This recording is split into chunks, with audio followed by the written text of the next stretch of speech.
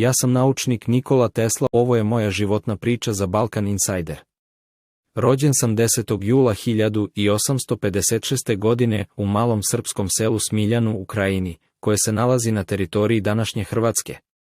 Još kao dete pokazivao sam izuzetan interes prema elektrotehnici i naučnim istraživanjima.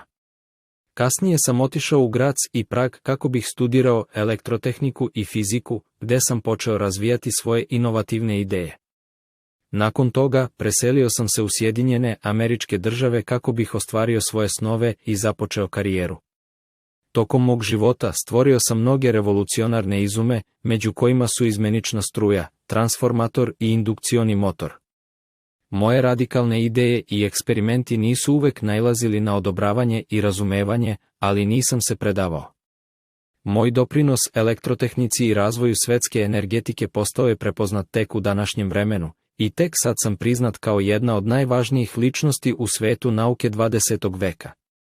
Moje ideje su bile ispred svog vremena, a moj uticaj na modernu, električnu tehnologiju ne može se zanemariti. Iako sam imao uspona i padova tokom karijere, uvek sam ostao posvećen svom radu i viziji. Umro sam 7. januara 1043. godine u Njujorku, ali moje nasleđe i dalje živi kroz moderne tehnologije i inovacije koje su proizašle iz mojih ideja. Još jedna zanimljivost iz mog privatnog života, svaki put kada bih posmatrao golubove kako lete na prozoru moje hotelske sobe u Njujorku, osjećao sam neobičnu bliskost prema njima. Njihova sloboda kretanja nebom bila je inspiracija za moje naučne ideje o bežičnom prenosu energije.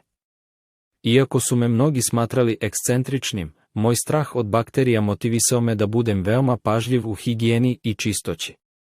Možda su neki mislili da sam preterivao s količinom salveta koje sam koristio, ali za mene je to bila neophodna mera kako bih se osjećao sigurno u svom okruženju. Teslin Wardenclyffe toranj bio je moj ambiciozan san o beskrajnim mogućnostima bežičnog prenosa energije i informacija širom sveta. Nažalost, finansijske poteškoće sprečile su me da ostvarim taj projekat do kraja, ali ideja i vizija ostaju duboko usađeni u moj um. Ako te zanimaju još biografija poznatih ličnosti sa brdovitog Balkana, sledi me.